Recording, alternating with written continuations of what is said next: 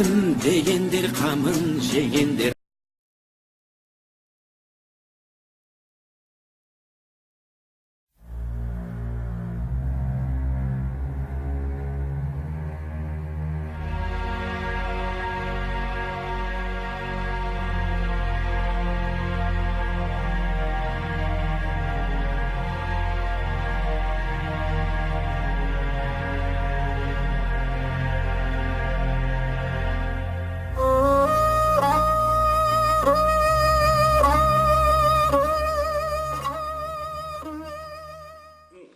Қызым кейде айтады, сен менімен бірге көрсейші деп. Сосын өзім мультфильм жақсы көремін.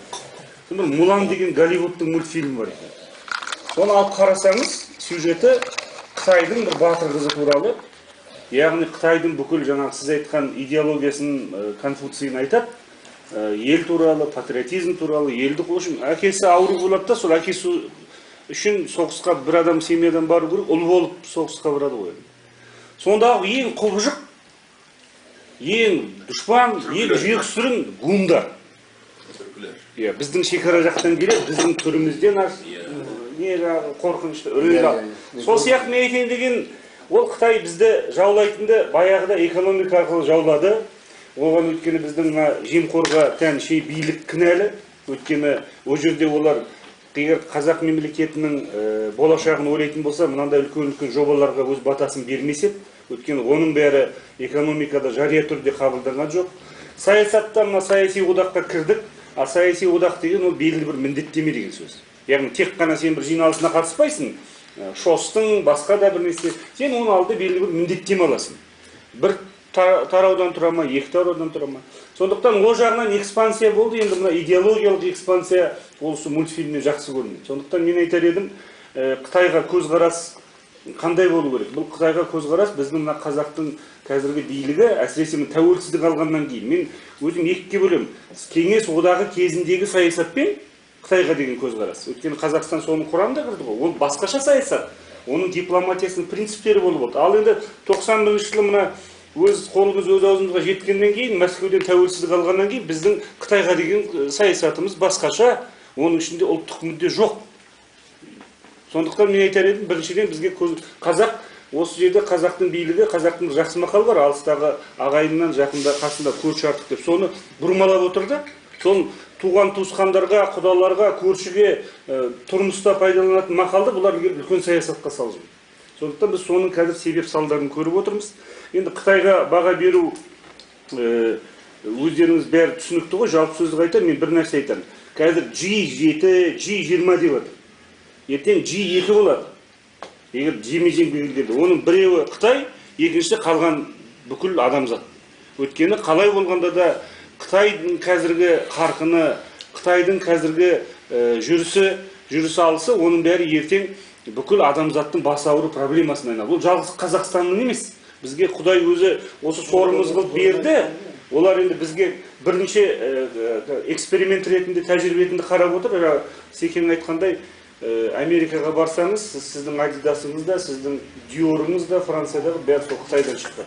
Сондықтан олар сосын жасыратын жоқ, ұрлап жатыр ғой. Мысалы, Жапонияда ұрламайды. Жапонияда ресми түрде патент алады, қағазын алып жасайды, ал Қытай ұрлайды.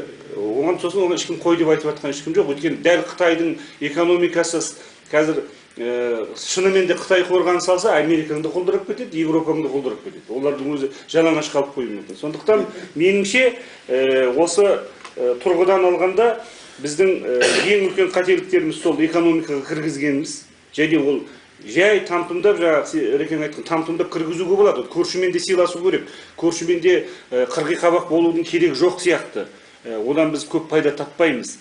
Егер біз мысалы Қытай қорғанының орнына жоқ, бізді қазақ қорғанын саламыз деп, бір жаңағы Израиль мен Палестина ортасында қорған салсақ, біз одан көп пайда таппаймыз. Бірақ меніңше біздің Қазақстанның қазіргі соры, Қазақстанның сыртқы саясатында ұлттық мүддені ашық айтатын, ұлттық мүддені қорғайтын, және қазақ елінің мүддесі, мен мысалы өзім талай министрлерді көріп жүрмін, бірақ соның ішінде біздің мысалы Лавров кейде сөйлейді. Осы жерде біз Ресейдің түпкілікті ұлттық мүддесіне сәйкес жұмыс істейміз дейді. Ал сіз Қазақстанның бір сыртқы істер министрінің аузынан естідіңіз бе? Біз Қазақстан мемлекетінің түпкілікті ұлттық мүддесіне сәйкес шешім қабылдаймыз деген сөз айтуға қорқады. Олар көбінесе сол баяғы көп векторлық саясат, Ресей сырт қабақ танысы Вашингтонға барып қайтады, жаңағы бас хатшысы Вашингтон шақырмай қойса, Ресейге өзі барып қайтады. Болмаса Қытайға деген сияқты. Сондықтан бұл біз қазір осы 17 жылдың ішінде көп векторлық саясаттың сорын көріп отырмыз. Сондықтан Қытай біздің қазір жасыратынымыз жоқ. Жалаңаш көргенде біз рентген арқылы біздің барлық қазақ билігінің, мен қазақ халқының деп айта алмаймын, қазақ билігінің бейнесін көріп отыр. Соған сәйкес өзінің талай сан ғасырлық мың жылдаған дипломатиясын жүзеге асырып отыр деп ойлаймын. Ал енді не істеу керек деген келетін болсақ, меніңше Қазақстанның сыртқы саясатына 4 нәрсе жетіспейді. Бірінші, қулық жетіспейді. Қулық жетіспейді. Ол қулықты меніңше сарапшылар ортасымен, соның ішінде керек болса синологтар деп жатырмыз ғой, солармен және осы мәселеге, қауіпсіздік мәселелеріне, экономикаға, саясатқа қатысты ортамен ақылдасу керек. Сіз естідіңіз бе, бір сыртқы істер министрлігі сарапшылардың басын жинап, белгілі бір мәселені талқылады деген? Ондай жоқ. Оның ішінде отырған, сол әдемі ғимаратта отырған бір 100 шақты шенеунік отырады да, өзінің қағаздарын жазып саясатты анықтайды. Мәселе сонда. Екінші, бізге жетпейтін тереңдік жетіспейді. Өйткені ол жаңағы мына Рекең айтқан білім зерттеу мәселесіне келіп тіреледі. Өйткені шынымен де бізде осы күнге дейін балаларымыз бәрін ағылшынша оқытып, немісше оқытып, французша оқытып, оның алдында орысшаны айтпағанда. Ал Қытай тілінің жалғыз ол синологтарға ғана тірелмеу керек.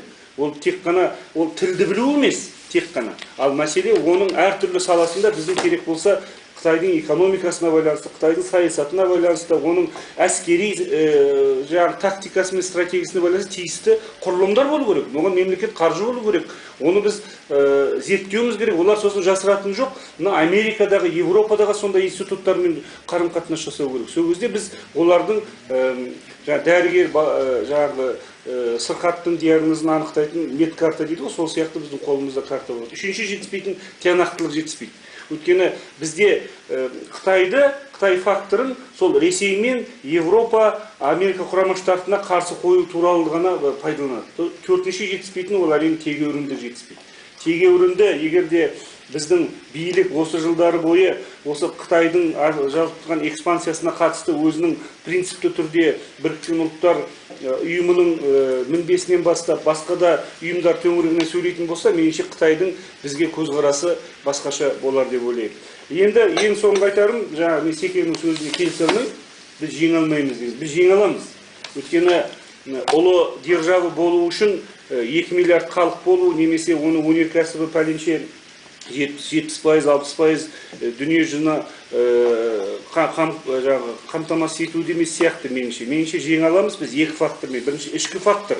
Яғни біз ішімізде билік халықпен санасатын болып, жаңағыдай 10 миллиард доллар болашақ біздің қазақтың ұрпағы төлейтін кредитті алу алмау туралы мәселелерді ақылдасатын шынайы өркениетті қоғам болса, біздің яғни Қытайға дейінде біздің шешімдеріміз басқаша болады. Сондықтан ішкі фактор. Екінші, сыртқы факторды пайдалануымыз, оны ашық айту керек. Қытай тек қана Қазақстанның қазіргі қаупі емес. Қытай ол Американың да қаупі, ол Европаның да қаупі, керек болса Ресейдің де қаупі. Әртүрлі деңгейде. Сондықтан біз солардың